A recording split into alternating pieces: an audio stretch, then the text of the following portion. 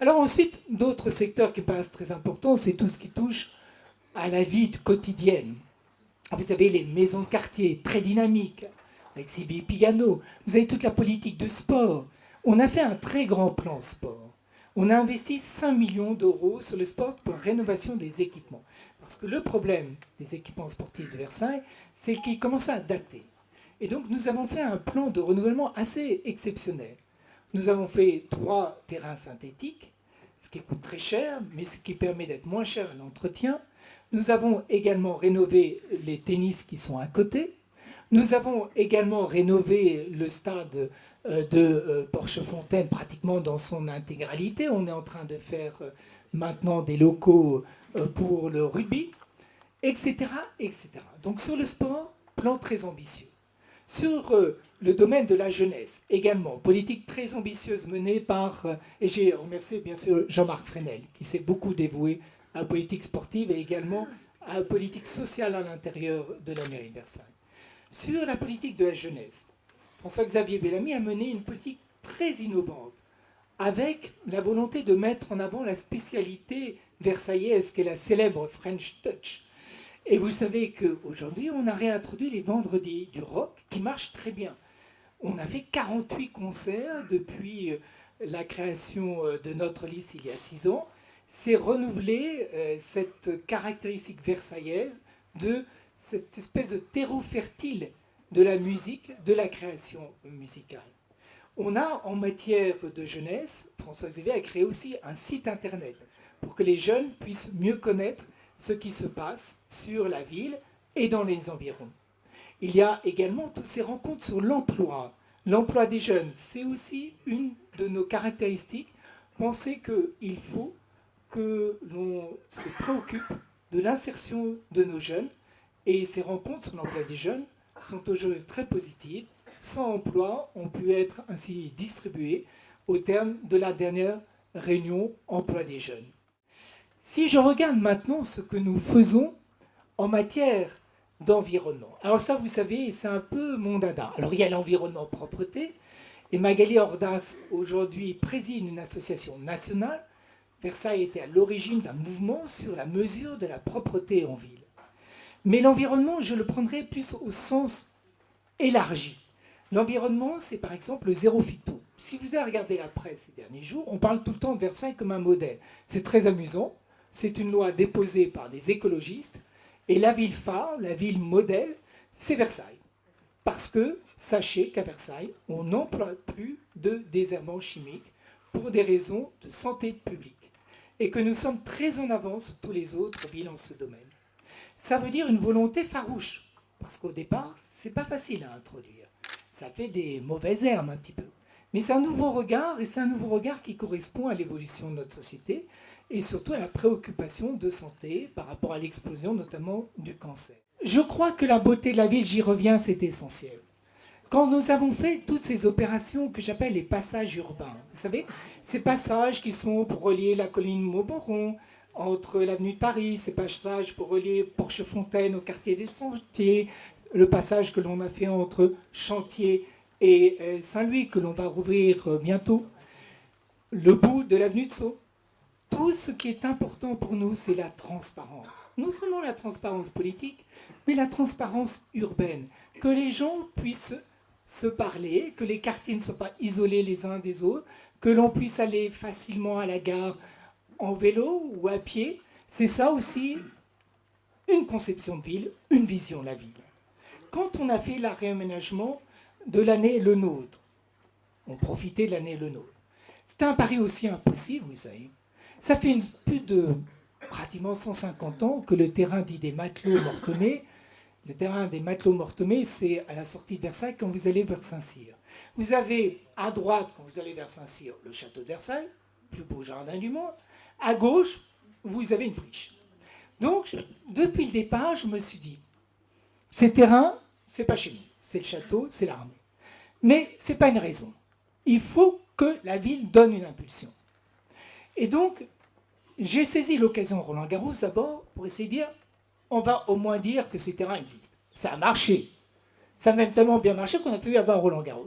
Mais honnêtement, même moi, qui me suis battu nuit et jour pour faire ce dossier à 3 ou 4, je peux vous dire que je pensais qu'à la fin, on allait servir de lièvre, et ça a été le cas.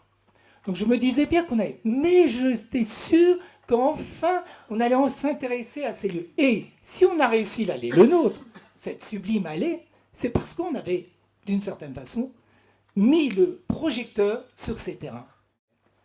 Dans ce domaine de l'environnement, il y a une chose à laquelle nous sommes très attachés, à laquelle je suis particulièrement attaché, c'est la beauté de la ville. Nous sommes une ville dont on est fier parce qu'elle est belle, parce que nous sommes héritiers de bâtiments splendides. Beaucoup étaient en ruine. Évidemment, vous pensez tous à Richaud. Richaud, c'était le pari le plus difficile. D'ailleurs, sans remonter au passé, mais tout le monde s'y était cassé le nez. Nous avons fait, en 6 ans, malheureusement, il nous manque 3 mois pour que ça soit optimal. En 6 ans, vous avez à Richaud un projet d'excellence avec la rénovation des bâtiments historiques. Je passais ce matin avec ma femme en venant, c'est magnifique. Quand ça sera ouvert sur le boulevard La Reine, ça va être un choc. Dans 3 mois, ça va être un choc, tellement ça sera beau. Et surtout, je souhaitais qu'il y ait des transparences, que ça ne soit pas quelque chose de fermé sur soi-même, que ça ne soit pas un nouveau ghetto pour riches, entre guillemets. Et là, vous avez des transparences. Et les jardins sont devenus des jardins municipaux. Et la chapelle Richaud va devenir un lieu municipal qui respectera bien sûr l'histoire de ce lieu. C'est un projet extraordinaire parce qu'en plus, il est créateur de richesse. On parlait d'économie tout à l'heure. Mais la première richesse fiscale, c'est tout de même que nos beaux bâtiments historiques ne soient pas des ruines. Vous avez 320 logements qui ont été créés à l'intérieur. Et vous savez, c'est très intéressant à voir. C'est malheureusement la dérive humaine. On attaque toujours ce qu'il y a de meilleur. Nous avons été traînés un peu dans la boue et vraiment, je voudrais qu'on rende hommage à Michel Saporta, qui a fait un travail d'exception par son intelligence et sa connaissance du secteur. Eh bien, avec Michel, on s'est battu. C'est vrai qu'aussi, le fait d'avoir été président de la Cité d'Architecture et Patrimoine, mon parcours de haut fonctionnaire dans les cabinets ministériels a permis de créer des dossiers de cette complexité. Ça n'est pas donné.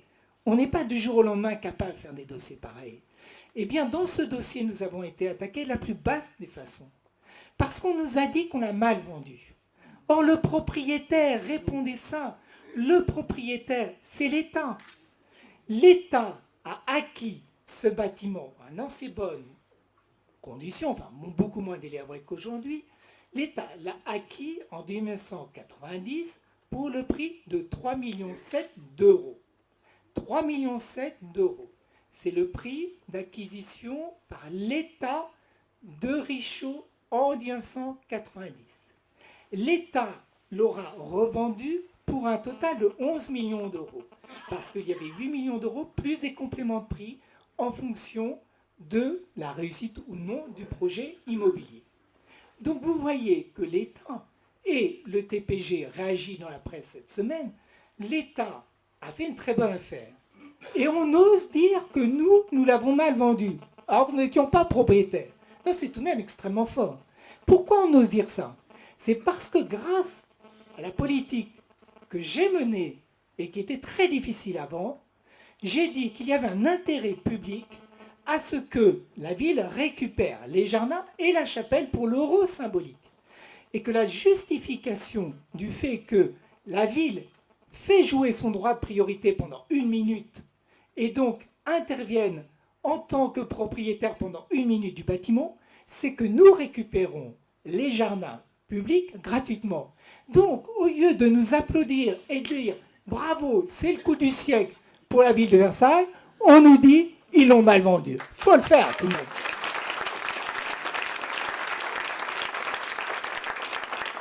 Voilà la réalité, vous pouvez la raconter à tout le monde. Car croyez-moi, quand j'ai entendu dire que même on soupçonnait vaguement que, voilà ce que je veux dire, sachez aussi une chose, c'est que j'ai eu l'intuition que la méchanceté existait. Et j'ai dit à tous les élus de l'équipe, j'ai dit, vous n'achetez pas Richaud. Il y en a, dont même un d'ailleurs qui est passé dans les équipes adverses, qui a dit, pourquoi on est plus mal traité que les autres?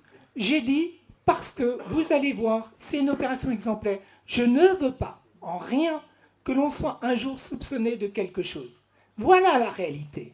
Voilà la réalité. Et disez-le, je vous en prie. Parce que, dites-le, répétez-le, arrêtons les mesquineries, les bassesses, comme pour la famille, je vous en parlerai tout à l'heure.